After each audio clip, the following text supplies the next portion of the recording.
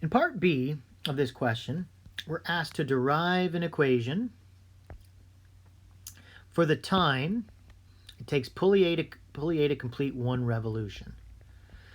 All right, so one revolution. What we are talking about in this case is the pulley completing one circle. And since this is a rotational system, we are talking about a change in position or change in theta equal to 2 pi radians. So we want to know the time it takes to complete 2 pi radians. Notice in that case, since we're defining these variables, t and delta theta, this is a kinematics question. Let IA be the rotational inertia, and we've got to express our answer in these terms: F, I, MP, MR, and physical constants. And again, remember that means that we may not use all of those, but we can't have anything other than those in our equation.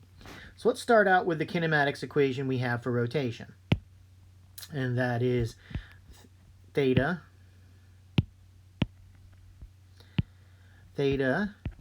equals 1/2 alpha t squared plus omega naught t plus theta 0.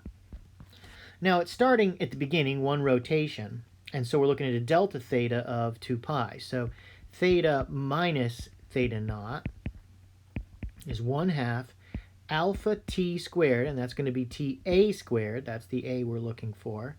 And the initial velocity, since it's starting from rest, is 0. And we brought the theta naught over. And so this is delta theta equals 1/2 alpha ta squared. So we want to solve for a and put any constants we have. We don't know an expression for alpha yet. We know delta theta is 2 pi. And so we'll put in 2 pi times 2 for the 1/2 over here, and that will give us 4 pi. 4 pi equals alpha ta squared. And then we have ta squared is 4 pi over alpha, and then ta is 2 times the square root of pi over alpha. Now, if we look at our answers, we are looking for ta. Great. So we're set for ta. We've got that part down. And notice nowhere in here is alpha. So in the beginning of the previous part A, we spoke about various equations that are related here. And so we have the torque, which is I alpha. And so it's interesting then that if we have this alpha here and can solve for alpha, then we would get rid of the alpha in the equation. And so what is that net torque? That net torque is I alpha, which is also RF sine theta. And if you recall, I pointed out the sine theta, that theta was 90, and sine of 90 is 1. And R is R, and that's the radius of the pulley. And what is that F?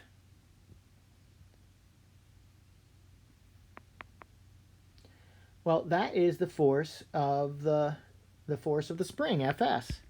And if you notice, that's one of the variables we're allowed to use. So we have I alpha equals that.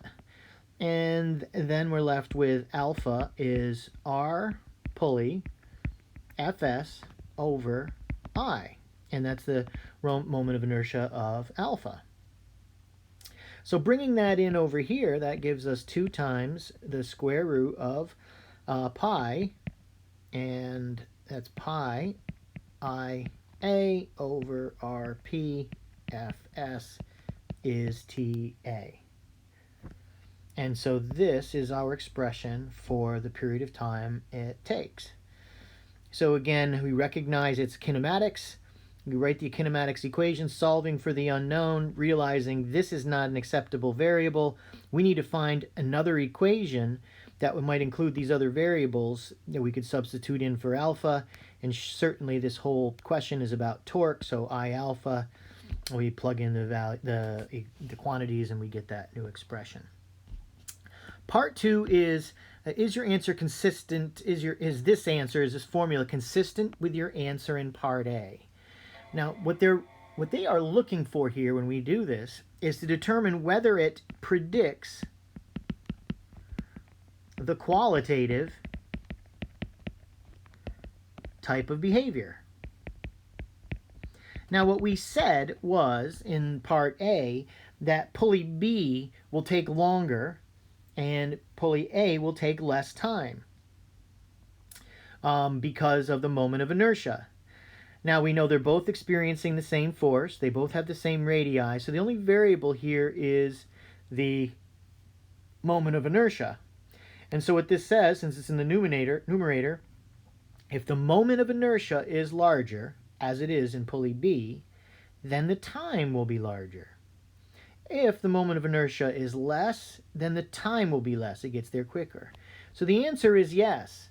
And it doesn't really say to explain, but we ought to. When in doubt, make sure you include enough information that's correct. You don't include anything that's incorrect, but make sure you include a correct explanation. So the equation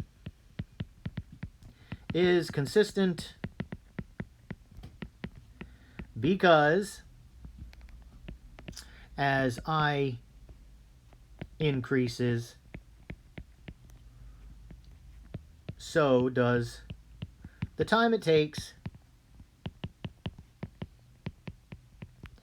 to rotate through 2 pi.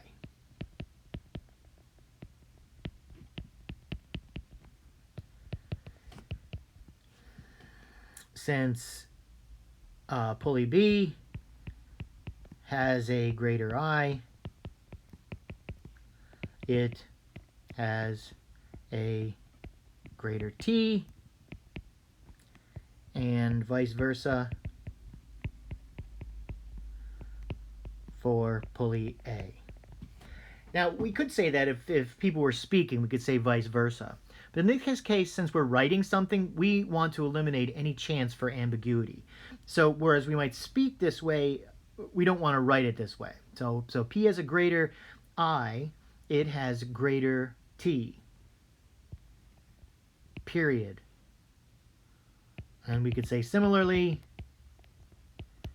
for PA, which has a smaller I, T will be less.